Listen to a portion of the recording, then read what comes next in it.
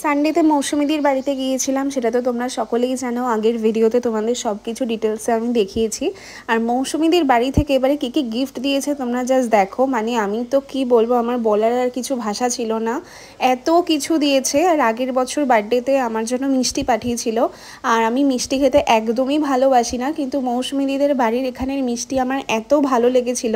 তো সেই কথা আমি বলার পরে তার জন্য, গোপালদের জন্য, আমার জন্য এত কিছু কিনে রেখেছে। মিষ্টি দই, একটা বড় হাঁড়ি, এখানে জানি না কতটা বোঝা যাচ্ছে ক্যামেরাতে, একটা বড় হাঁড়ি মিষ্টি দই, তারপরে মিষ্টি প্রচুর কিছু গোপালের জন্য পাঠিয়েছে, প্লাস আমাদের জন্য অনেক কিছু গিফট দিয়েছে। মানে কি বলবো, আমি লিটারালি শকড হয়ে গেছি। আর আমার বলার কিছুই ভাষা ছিল না। আমি দিদিকে বললাম, তুমি এত কেন কিছু করেছো, এত করার কোনো দরকারই ছিল না। কাকিমা আর দিদি মিলে সমস্ত কিছু করেছে। মানে সত্যিই তাই বলছি যে ভগবানের কাছে আমি অশেষ কৃতজ্ঞ যে এত সুন্দর সুন্দর মানুষ আমার জীবনে দেওয়ার জন্য।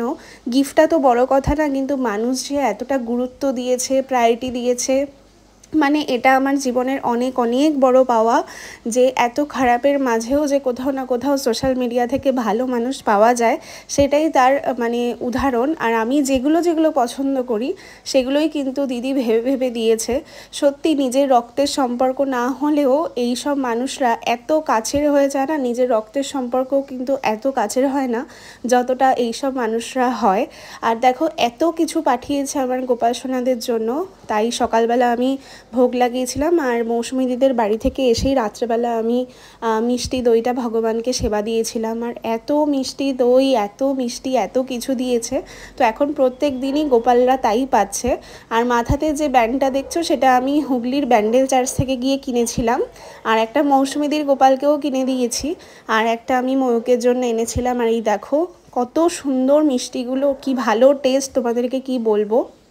এই মিষ্টিগুলোই আগের বছর জন্মদিনে আমাকে পাঠিয়েছিল, আমার ভীষণ ভালো লেগেছিল খেয়ে। আমাদের এখানে এত ভালো মিষ্টি পাওয়া যায় না, মানে এত সুন্দর টেস্ট তো আমি দেখিনি।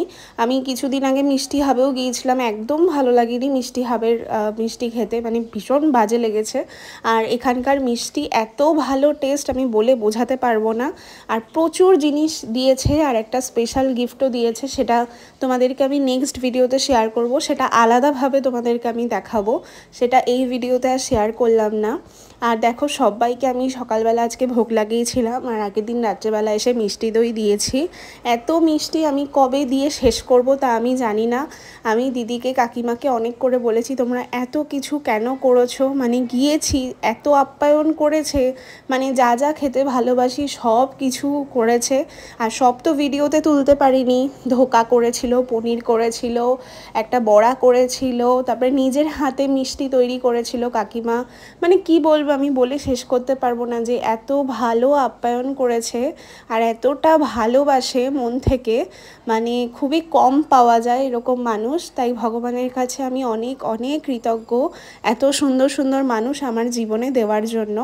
আর সকাল বিকাল দুপুর 3-4 বেলা করে একদম ভগবানকে মৌসুমীদির পাঠানোই ভোগ লাগাচ্ছি। আর এই দেখো আবার অনেক রসগোল্লা পাঠিয়েছে, তার মধ্যে সব রসগোল্লা থালাতেও ধরছিল না। তো আমি কিছু রসগোল্লা নিয়ে ভগবানকে অফার করেছি বিকালে। আর দুপুরবেলা এমনি অন্ন আর কি ছিল। আর এই দেখো এগুলো আবার আমাকে, মাকে গিফট করেছে, মাকে শাড়ি দিয়েছে, আমাকে কুর্তি দিয়েছে, অনেক ধূপকাঠি দিয়েছে, সেগুলো তোমাদের সাথে পরের ভিডিওতে শেয়ার করব। আবার রিজুকে একটা শার্ট দিয়েছে আর একটা পারফিউম দিয়েছে, ওটা তো ও নিয়ে চলে গেছে। তো আজকের ভিডিওটা এইটুকু।